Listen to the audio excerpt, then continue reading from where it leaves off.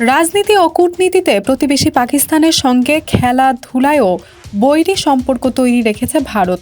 অথচ দ্বিপাক্ষিক সম্পর্ক উন্নয়ন ক্রিকেট হতে পারত সবচেয়ে বড় মঞ্চ। কিন্তু বছরের পর বছর ভারতীয় দলকে পাকিস্তান ভ্রমণের অনুমতি দিচ্ছে না নরেন্দ্র মোদী সরকার। এবার সেই মোদী দূরদেশ ক্যারিবিয়ান দ্বীপে গায়ানার ক্রিকেট কূটনীতিকে ঢাল হিসেবে তুলে ধরলেন।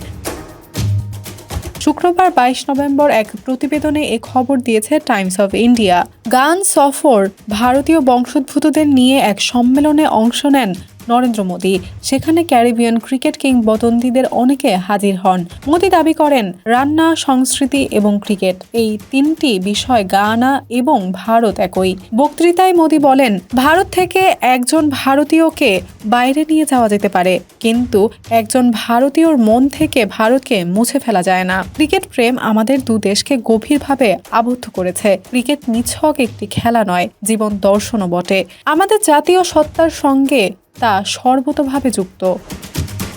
ভারত গায়ানার সম্পর্ক প্রসঙ্গে মোদীর বক্তৃতায় উঠে আসে Rohan Kanhai, Clive Lloyd, Alvin কালীচরণের প্রসঙ্গ।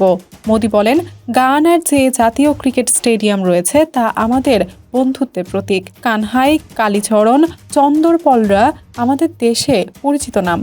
ক্লাইভ লয়েড এবং তার দলকে বহু প্রজন্ম ধরে আমাদের দেশবাসী ভালোবেসে চলছেন। ভারতীয় বংশোদ্ভূতদের উদ্দেশ্যে মোদীর বার্তা, আপনারা স্বাধীন এবং গণতন্ত্রের জন্য লড়াই করেছেন। আপনাদেরও আবেদন রয়েছে এই দেশকে অন্যতম দ্রুত বর্ধনশীল অর্থনীতিতে পরিণত করার। খুব সামান্যভাবে শুরু করে আপনারা শীর্ষে পৌঁছেছেন। আপনারাই এখানে আমাদের রাষ্ট্রদূত। দৌলতী আখন্দ স্মরণ, পিডি আর্কাইভ।